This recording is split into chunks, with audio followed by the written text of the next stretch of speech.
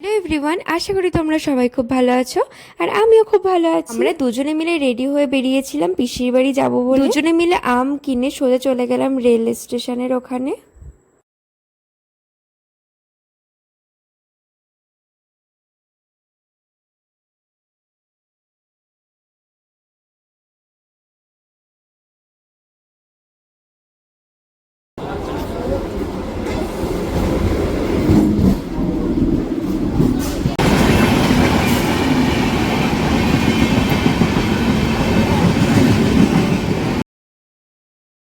3টে ট্রেন পাল্টে আমরা পৌঁছে গেলাম পিসির বাড়িতে। পৌঁছে ফ্রেশ হয়ে নিয়ে ওদের সাথে অনেক আড্ডা দিলাম।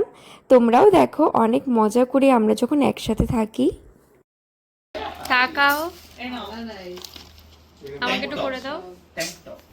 এর উপরই করে নিচ্ছি। দেখি রোগা হয়েছে নাকি? দেখে বেশি সবাই আসো এখানে উপরে খাটটা ভেঙে পড়ো। এই দিশা দিশাকে নিয়েছিলাম, এই আমি জিপ বের করে দিয়েছি। ভালো করে নিয়েছে। এখন আসো, এই আসো সবাই।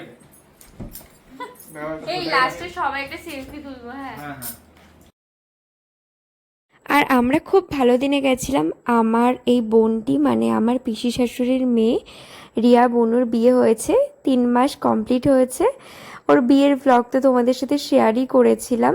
আর ও 3 মাস যেহেতু কমপ্লিট হয়েছে সেই জন্য ওরা কেক কেটেছিল, আর সেই দিনই আমরা কিন্তু গেছিলাম। তোমরা দেখো ভিডিওটা।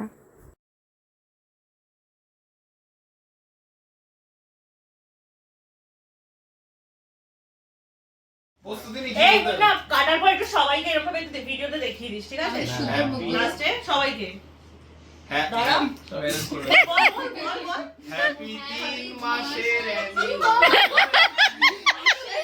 হ্যাপি 3 মাসের অ্যানিভার্সারি 4 মাসেরটাও খাবো। অপেক্ষা করছি 12 মাসেরটার জন্য। শুনেছি বড় অনুষ্ঠান।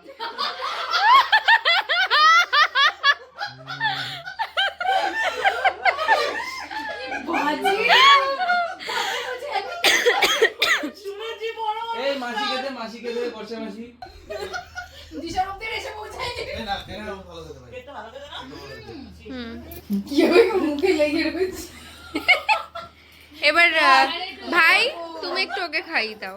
মুখ লেগে আছে? ওরে বাবা, এরা এইটুকুটাই খাওয়া না।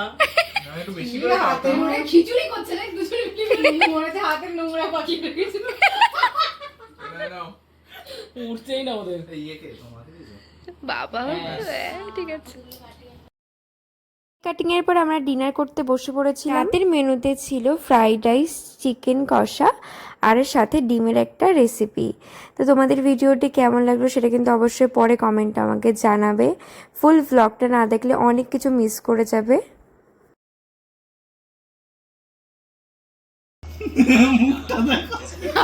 নেক্সট ডেতে মেনু ছিল পরোটা, আলুর একটা তরকারি আর সাথে ছিল ফ্রাইড রাইস। ডিম দিয়ে করেছিল, এটা খুব সুন্দর হয়েছিল। ব্রেকফাস্টের পরেই খেলাম দুধ চা আর আইসক্রিম। এরপর আমরা সবাই মিলে খেলাম লুডো গেম, আর তারপরেই দেখতে বসে গেলাম রিয়া বোনের বিয়ের ভিডিও।